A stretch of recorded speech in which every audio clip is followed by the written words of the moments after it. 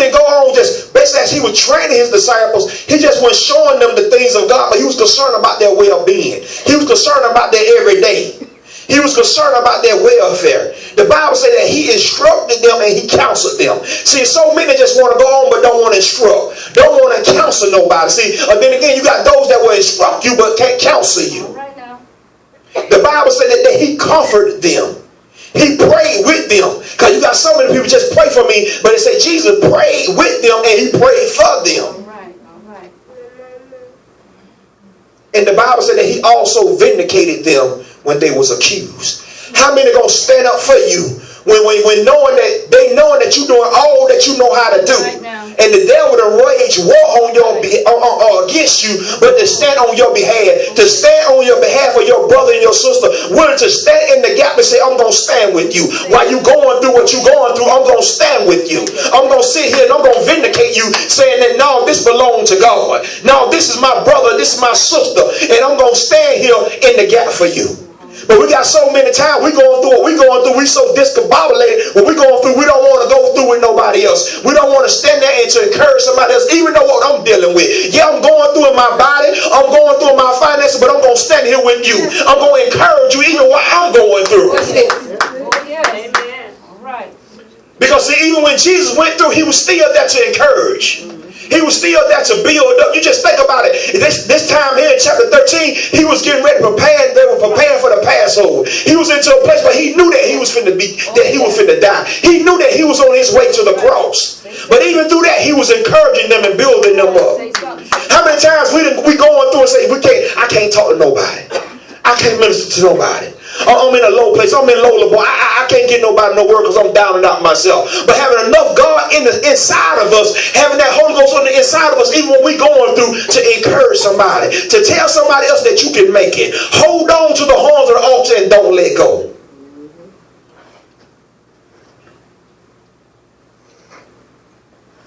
St. John chapter 13. Y'all have it?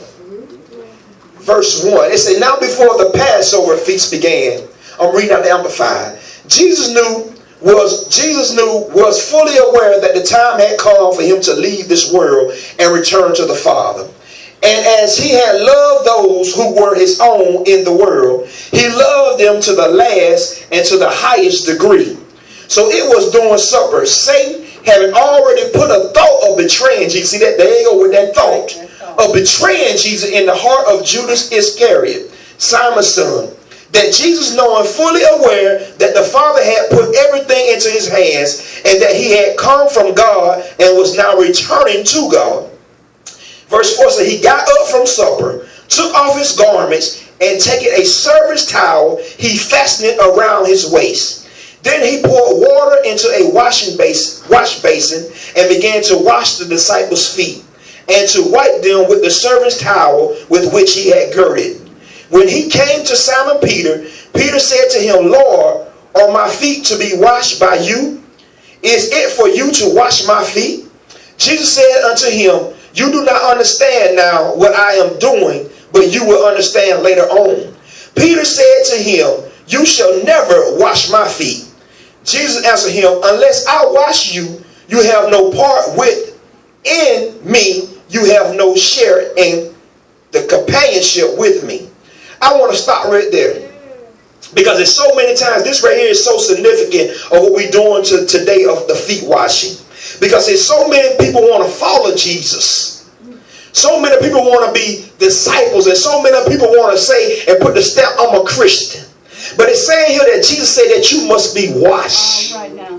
Come on now. And see, what's so significant about your feet being washed? Why did Jesus was targeted at their feet? Because you understand, our feet is what leads us.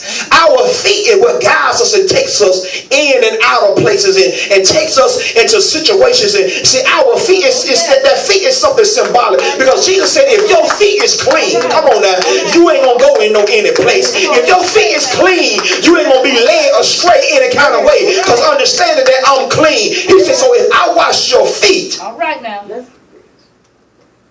the feet gotta be washed. Yes.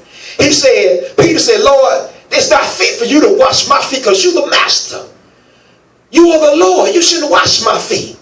But Jesus humbled himself, showing that even though